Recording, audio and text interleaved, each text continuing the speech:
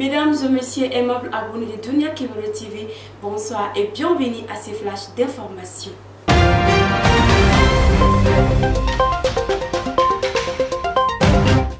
Marché financier à travers l'emprunt obligatoire.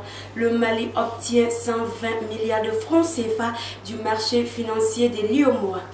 Ce lundi 3 avril 2023, l'État du Mali, par la voix de son ministre de l'économie et des finances, a annoncé d'avoir obtenu 120 milliards de francs CFA à travers l'emprunt obligatoire par appel public à l'épargne État du Mali, 6,40% 2023-2030. Cet emprunt obligatoire est lancé le 15 mars 2023 sur le marché financier de l'UEMOA. L'objectif de cette opération est de permettre au Trésor public de mobiliser des fonds sollicités par l'État, mais aussi ce nouveau succès vient encore une fois de plus témoigner au regard de l'opinion publique nationale et internationale la confiance des investisseurs à l'État du Mali.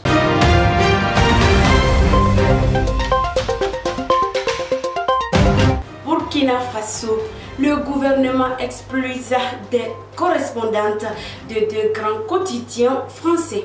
Après être interpellée à la maison de la sûreté nationale par les autorités burkinabées, Sophie Douce du journal français Le Monde et Agnès Fèvre de Libération ont reçu l'ordre de rentrer du Burkina Faso dans ces 24 heures. C'était ce vendredi 31 mars 2023 à Ouagadougou. Cette explosion de ces deux correspondants de quotidiens français survient suite à la publication par Libération le 27 mars d'une enquête sur une vidéo montrant des enfants et adolescents exécutés dans une caserne militaire par au moins un soldat dans le nord du Burkina.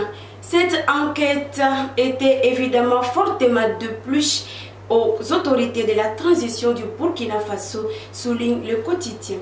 Le gouvernement condamne fermement ces manipulations déguisées en journalisme pour ternir l'image du pays, avait écrit le porte-parole du gouvernement burkinabé, Jean-Emmanuel Ouédraogo, après la publication de cette enquête, assurant que l'armée agit dans le strict respect du droit international humain.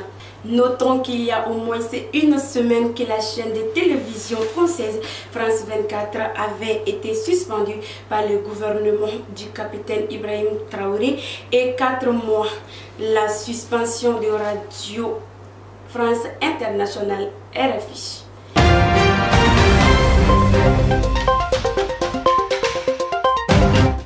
Mesdames et messieurs, aimables abonnés de Dunia Kibolo TV, c'est tout pour ces flashs d'informations. Merci pour votre fidélité et excellente soirée à tous et à toutes.